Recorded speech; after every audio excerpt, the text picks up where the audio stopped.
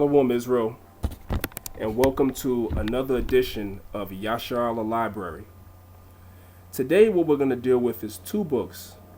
One book is called The Rise of Russia, and the second book we're going to deal with is a book called The Annunciation Cathedral of the Moscow Kremlin.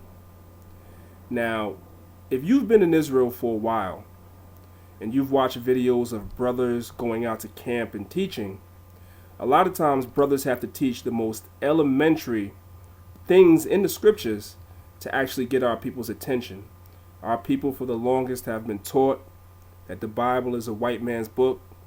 When they think about Christ and all the apostles and the prophets and the kings of Israel and the people of the Bible in general, the first thing that pops into the majority of our people's mind is those Renaissance images that they've seen their whole lives, such as the white image of Christ painted by Michelangelo.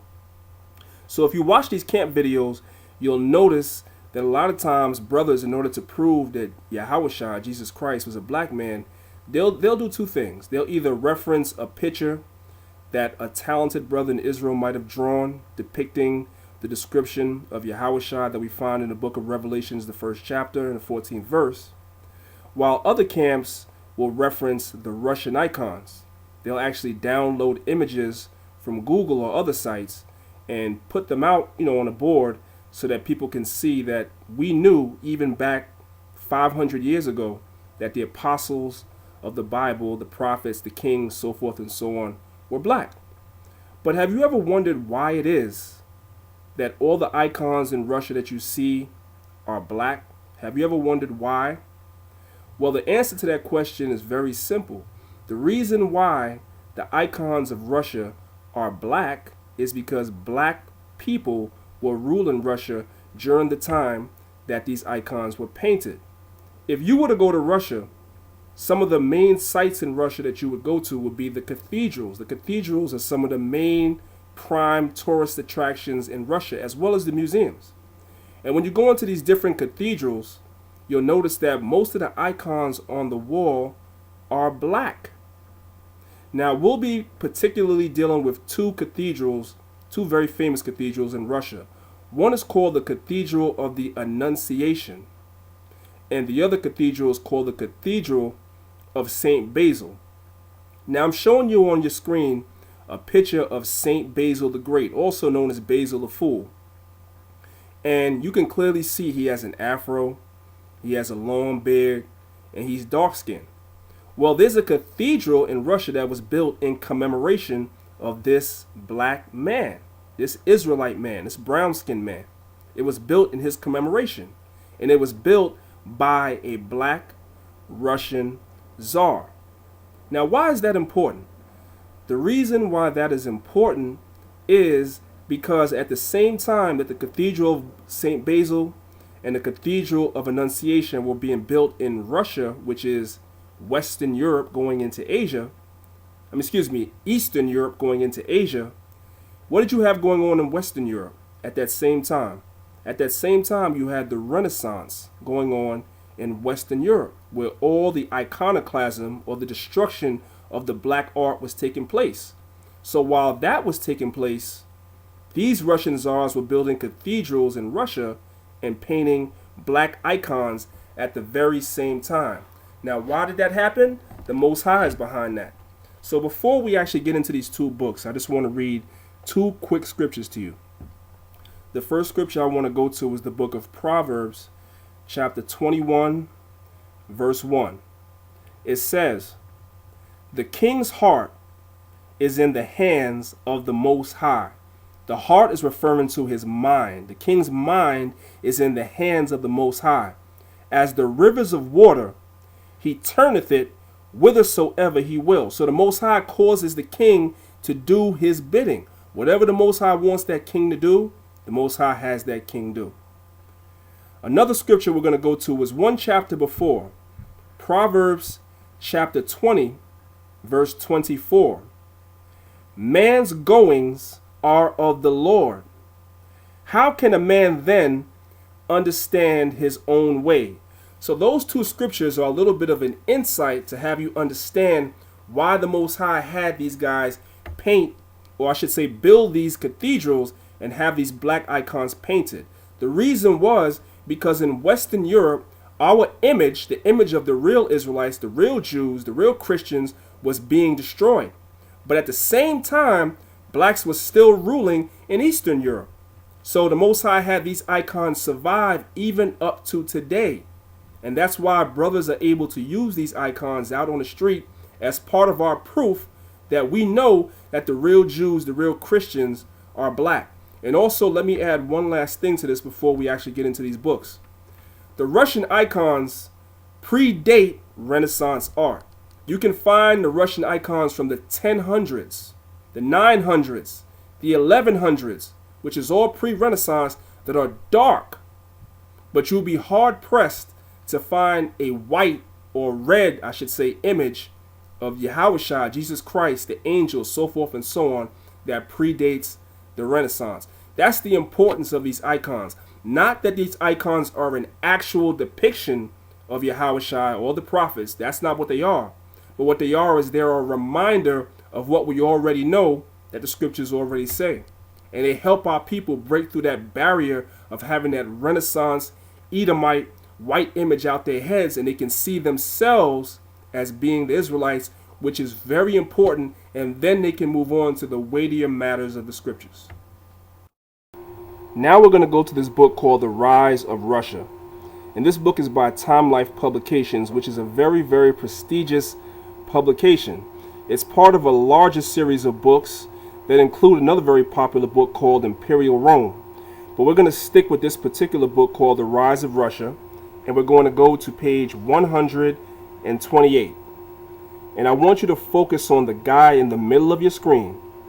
We're going to read the caption that's underlined underneath the picture, and then we're going to examine the picture. It says, "A feeble-minded Tsar, Fedor, inherited the unrest stirred up by his father, Ivan the Terrible." Now take a good look at this picture. The first thing anybody with two eyes can see, or even one eye for that matter, is that the guy in the picture is dark-skinned. The second thing that you can see clearly is that the guy in the picture has woolly hair. This is a so-called Negro, a so-called black man, an Israelite, that was ruling Russia from the year 1584 to the year 1598. And during that time, many Russian icons were painted. Why do you think a lot of the icons that were painted during that time was dark-skinned? Why? Because dark-skinned people were ruling Russia. Just like I said, you have a lot of simple-minded Edomites, so-called white people, that are just as simple as our people, Israelites, so-called blacks and Hispanics. And they come on the comment boards and they tell us that we're out of our minds for saying that blacks rule Russia during the Dark Ages. Well, guess what? We don't just say that blacks rule Russia during the Dark Ages, but Time Life Publications, a prestigious publication amongst you so-called white people, says that black people rule Russia during the Dark Ages, and this picture is proof of that. Now we're going to turn to page 76 in this book called The Rise of Russia. Now the statue that you're looking at is a statue of the Russian Tsar Ivan the Terrible. Now the broad nose and the full lips are a dead giveaway that Ivan the Terrible, just like his son, was a so-called Negro, a so-called black man, an Israelite. And he ruled from the year 1547 to the year 1584. He was the Tsar of Russia from 1547 to 1584. In the year 1552, this black Russian Tsar commissioned a cathedral to be built in commemoration of a victory that he had over a group called the Kazan Tartars. And after he defeated the Kazan Tartars in that battle, he commissioned a cathedral to be built. And what cathedral was that? It was the Cathedral of St. Basil. And in case you have a short memory, St. Basil, as I showed you earlier, was a so-called Negro, a so-called black man, an Israelite. And he had a cathedral built in his name by this black Tsar, Ivan the Terrible. And what do you find when you go inside the Cathedral of St. Basil? You find black icons. So you have a black Tsar that built a cathedral in commemoration of a black patron saint, and inside the cathedral is black icons depicting the people, the prophets of the Bible. This is all not a coincidence. Okay? Now, before I get off Ivan the Terrible, I want to say one last thing about him. He was not a nice guy. Okay? If you know anything about history, he killed his son. So he was not a nice guy. As a matter of fact, speaking of the Cathedral of St. Basil, some historians record that the guy that built the Cathedral of St. Basil, designed and built the cathedral, Ivan the Terrible had him killed after he was done. Why did he have the guy killed? Because he said the cathedral was so magnificent that he didn't want that guy to build anything greater. So what did he do? He had him put to death. All right, so he wasn't a nice guy, but he was an Israelite. And that's a dead giveaway as to why you find so many black icons that were painted even during his time. Now we're going to deal with this book called The Annunciation Cathedral of the Moscow Kremlin. The Annunciation Cathedral was a cathedral that was built during the reign of Ivan the Great, also known as Ivan III. He's the grandfather of the so-called black man, the Israelite man, Ivan the Terrible, and the great-grandfather of Ivan the Terrible's son, Fedor, who we also proved was a so-called black man. Now, when we look really quickly back at this book called The Rise of Russia, remember this picture I showed you of Fedor? The guy on his left is supposed to be Ivan the Great or Ivan III. But you can clearly see that that picture is totally out of place. It doesn't match in substance or in style to any of the images that I've been showing you earlier. It doesn't match in substance or style to the picture of Fedor, nor does it match in substance and definitely not in style to all the paintings of the Russian icons. That's something that Time Life book threw in there to throw the reader off. Could you imagine if they put a dark image of Ivan the Great? Then people will start to say, wait a minute, were all these guys black? So it's up to the reader to be able to decipher the difference. That's not Ivan III. Ivan III was a so-called black man. He was an Israelite man. All right.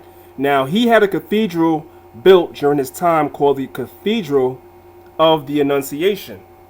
Now, we want to take a look inside the Cathedral of the Annunciation, and let's take a look inside and see what we see. Now, when you go and look at figure 154, that's the prophet Aaron, the brother of Moses. Clearly, a so-called black man, an Israelite man. All right. Now let's take a look at another image. This is figure number 209. And this is the prophet Daniel. Now, for those of you that don't remember, when you read the book of Daniel's chapter 10, verses 5 and 6, the book of Daniel describes Christ, Yahushua, as being dark-skinned. Now we find a Russian icon of the prophet Daniel himself being dark-skinned. By the way, when you read the book of Daniel, the first chapter, it tells you that Daniel was from the tribe of Judah, pursuant to Jeremiah 14 and 2 that says Judah is what? Black unto the ground. So this image is accurate. All right. Now let's take a look at figure number 157. That's Gideon. Okay. Now we're going to take a look at figure number 162. This is Joshua. Okay. Clearly a Jake. Clearly with an afro, dark skin, everything. All right. Moving on. We're going to look at figure number 153. That's King David. A Jake. Now we're going to move on and look at figure number 121. That's the Apostle Paul. Again, clearly a Jake. All right. Now, this is figure number 139. That's a depiction of the resurrection of Lazarus. And everybody in that image is dark-skinned. All right. Here's another one. King Solomon. Figure 156. Clearly a Jake, a so-called black man, an Israelite. And this one I've been showing you throughout the video. This is St. Basil, for whom a cathedral was built by Ivan the Terrible. Clearly a so-called black man. Here's another one. A picture of the Last Supper, figure number 140. Clearly the image of Jakes. So all this is showing you is that these black icons were being painted at the same time the Renaissance was going on in Western Europe. But the Most High allowed these images to survive even up to today to prove that the real Israelites were Jakes. And a lot of this art predates Renaissance art. That's the key. A lot of this art predates Renaissance art. You can go to the 900s during the reign of Vladimir the Great and find black icons. And Vladimir the Great was a black man. He was an Israelite. He was the father of Boris and Gleb, the princes that I showed you guys earlier in this video. They're his sons. You can see them on your screen right now. They're clearly Jakes. All right? So this is just a quick video that I put together to give brothers and sisters a little bit of the history of the Russian icons. Nothing too deep, nothing too major. Just a little bit of the history so you guys can have a clear idea of why the Russian icons are dark. It's not by happenstance or coincidence. And also why we use them. Basically just to edify our people. There's nothing really deep about this stuff. There's much more weightier matters in the scriptures that need to be dealt with. But these things can be used to edify our people. And once our people see themselves in the scriptures, which is something I've been preaching for a long time. Once our people see themselves in the scriptures, they will be able to move on to the weightier matters of the scriptures. So with that, for those of y'all that are watching this on YouTube, I'm going to cut this short and I'm going to add a little bit more to the same video on our website. So if you want to see a little bit more, I'm going to show you guys Vladimir, Boris, and Gleb and other things in a further edition of this video, a longer edition of this video on our website. Because as you guys already know, there's an attack on all Israelite videos throughout YouTube. People are hating. Whoever it is, they're hating. So it doesn't make sense loading long videos that are only going to get taken down anyway.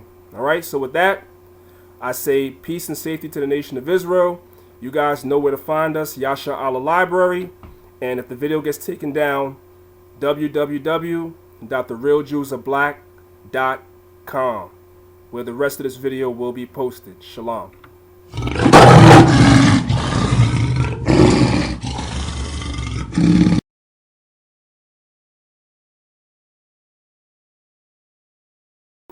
The Renaissance era was not the first time that the so-called white man sought to destroy the image of the Israelites, which are the so-called blacks, Hispanics, and Native Americans. It's not the first time.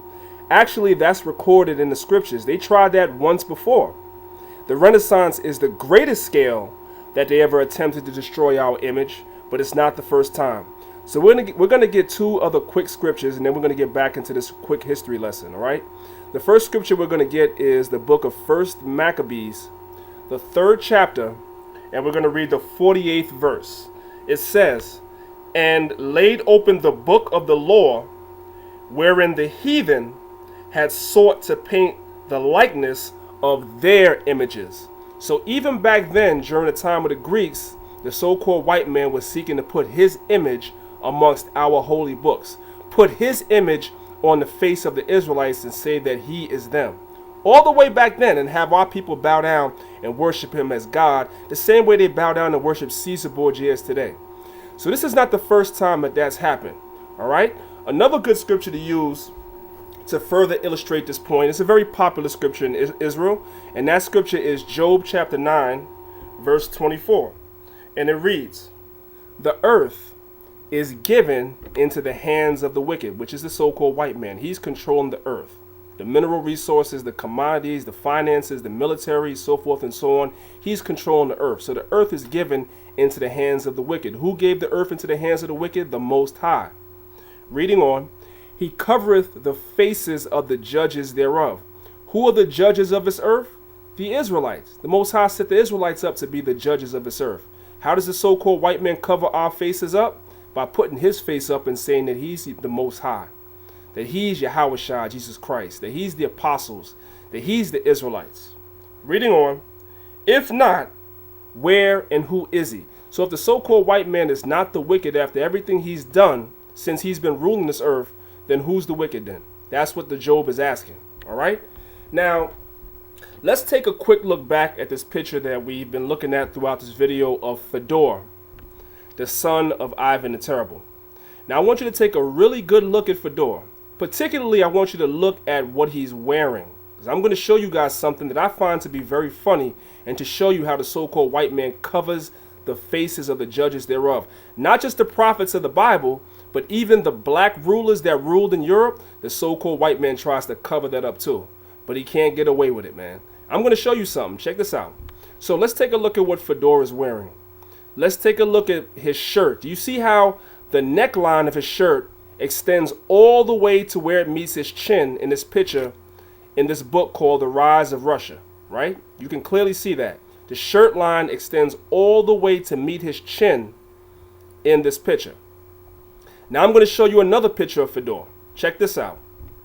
Here's another picture of Fedor that the so-called white man has throughout Russia.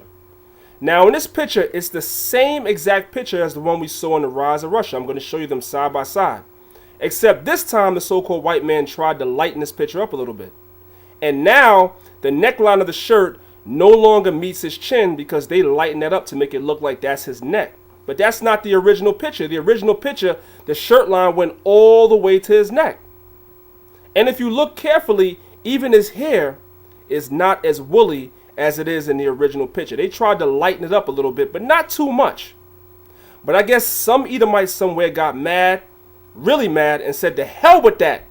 I'm going to really lighten this thing up. So I'm going to show you a third picture of Fedor. Check this out.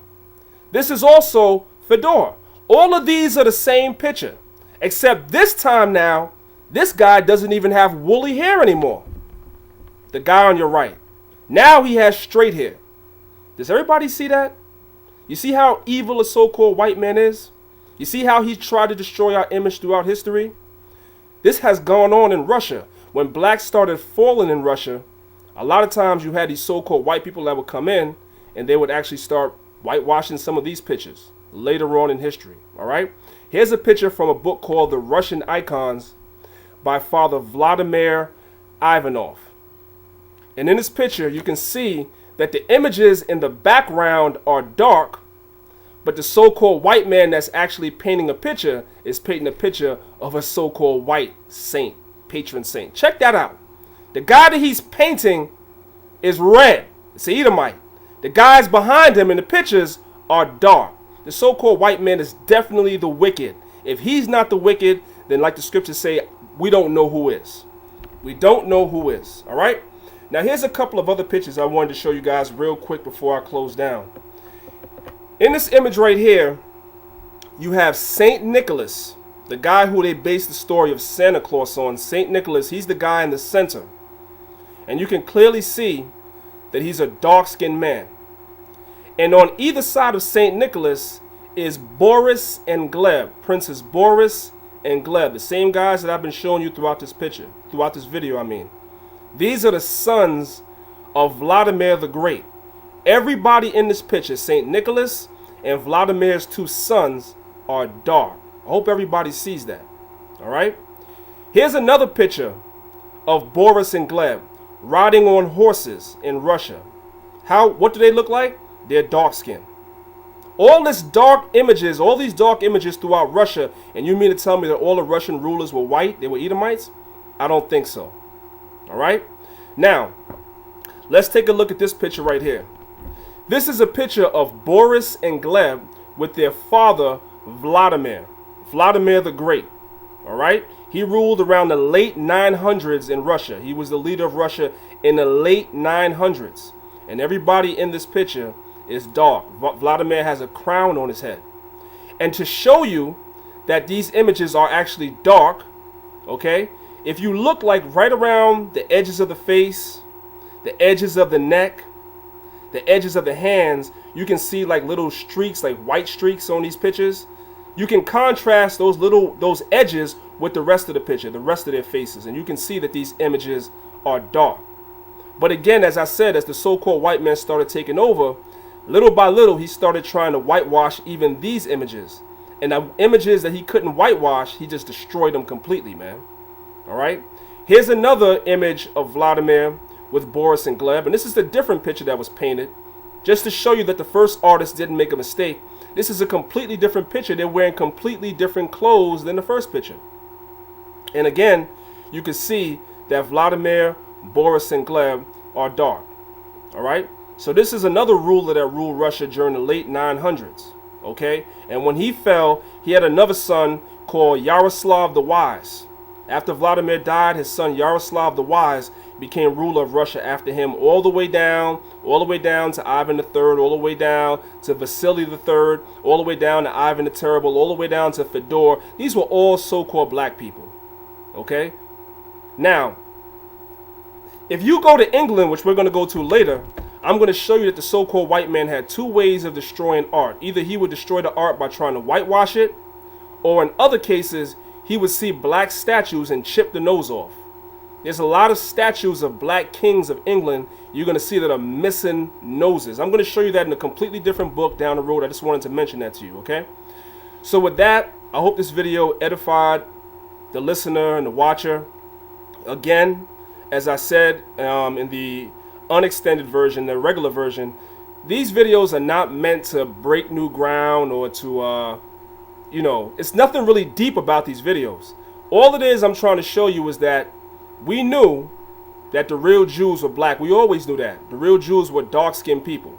All right, we always knew that.